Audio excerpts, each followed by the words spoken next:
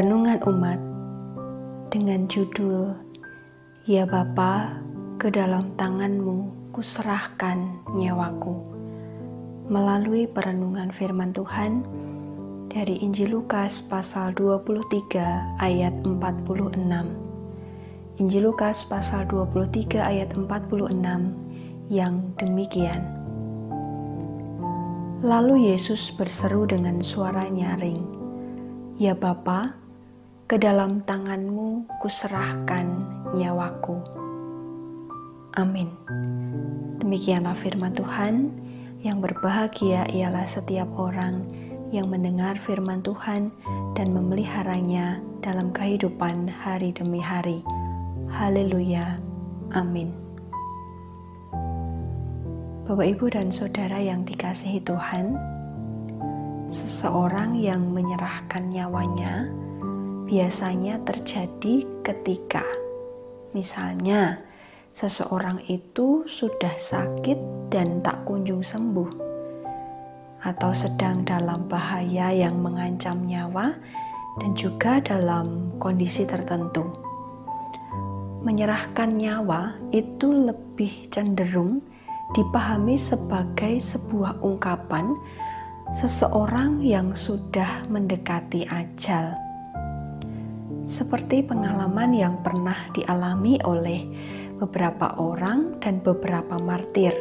Sebagai contoh, seorang martir yang dikisahkan dalam Kisah Para Rasul bernama Stefanus, yang tertulis di dalam Kisah Para Rasul pasal 7 ayat 59. Dalam kondisi menderita akibat serangan dari Mahkamah Agama, Stefanus berdoa dengan berkata, Ya Tuhan Yesus, terimalah rohku.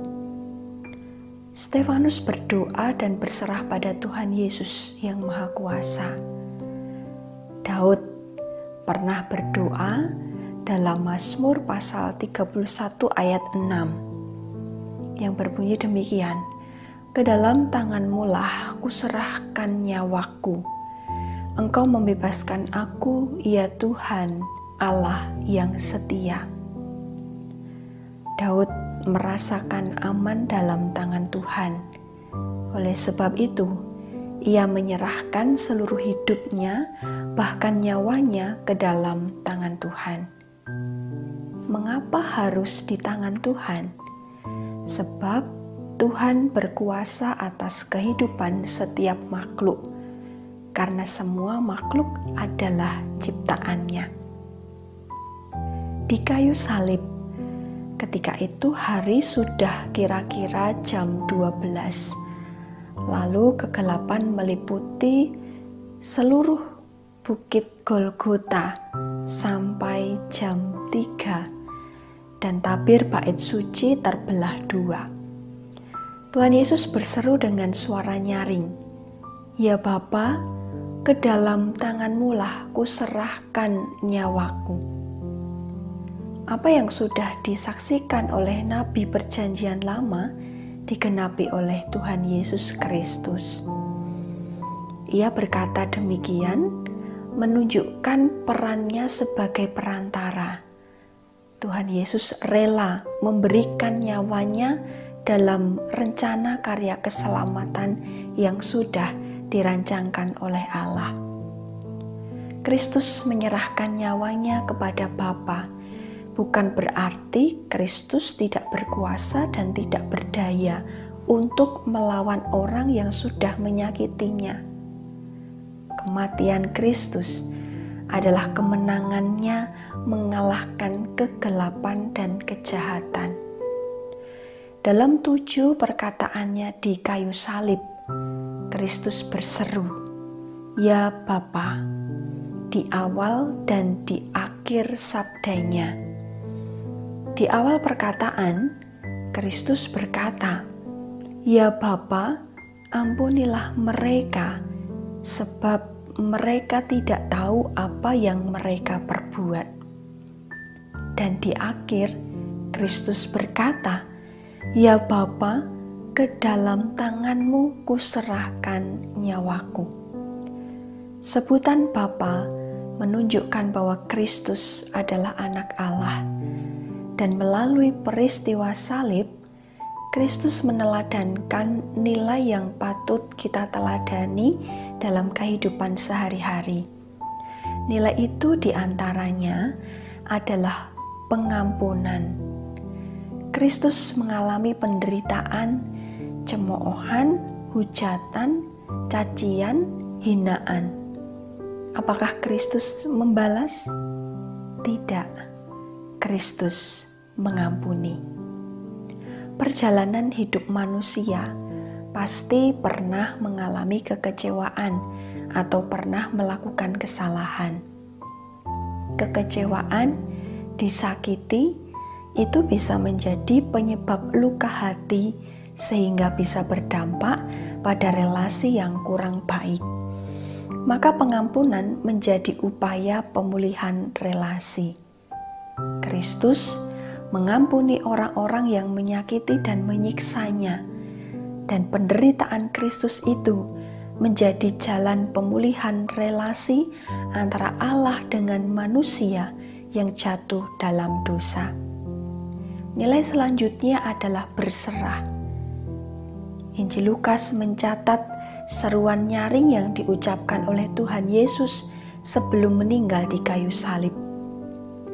Yesus memperlihatkan bagaimana Ia bersandar kepada Allah untuk dibangkitkan kembali oleh-Nya melalui penyatuan kembali jiwa dan raganya. Dia menyerahkan rohnya ke dalam tangan Bapanya untuk diterima di Taman Firdaus dan dikembalikan lagi pada hari yang ketiga. Melalui itu semua, Yesus memperlihatkan bahwa Dia benar-benar memiliki sebuah tubuh jasmani dan juga jiwa yang terpisah dari tubuh manusiawinya. Demikianlah Ia dijadikan serupa dengan saudara-saudaranya yang lain.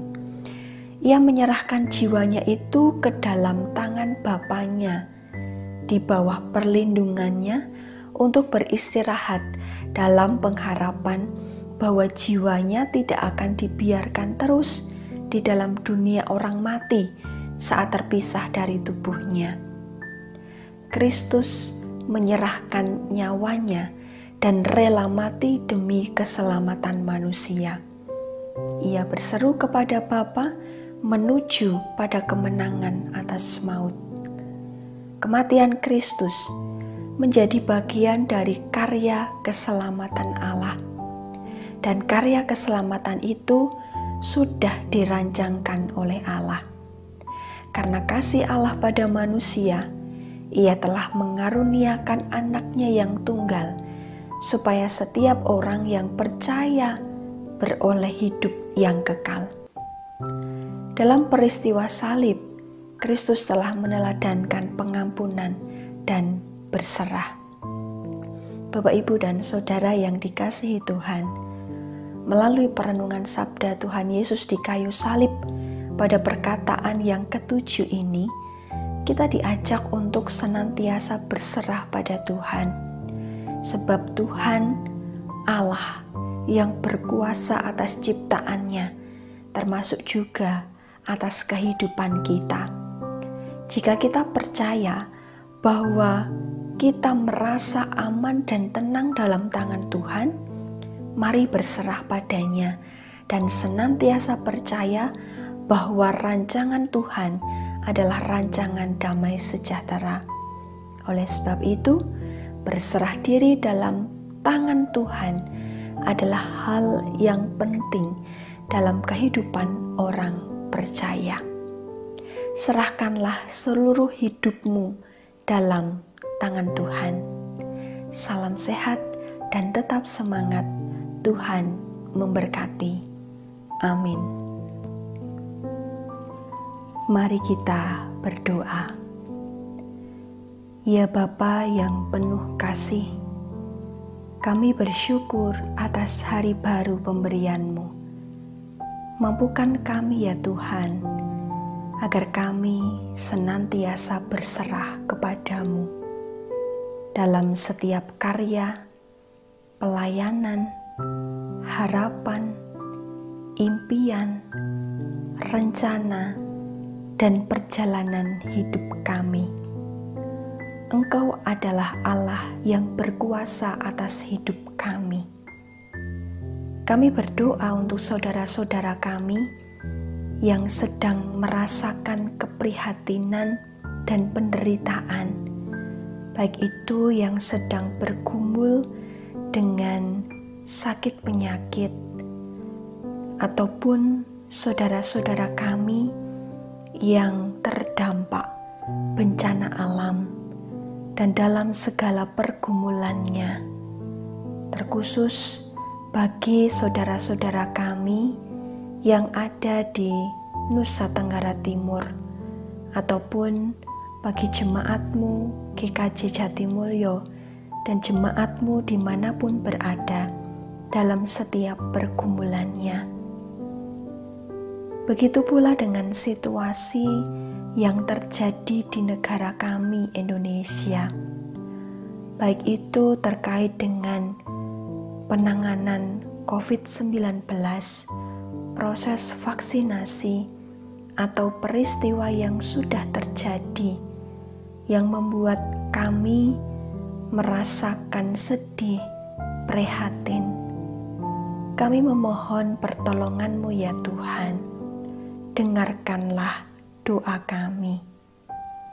Ya Bapa, pimpin kami dengan hikmat-Mu, sehingga kami senantiasa dituntun dan dikuatkan untuk melanjutkan hidup pemberian-Mu dengan senantiasa berserah dan bersandar padamu. Doa ini kami serahkan dalam nama Tuhan Yesus Kristus, Juru Selamat kami. Terima kasih Tuhan. Amin.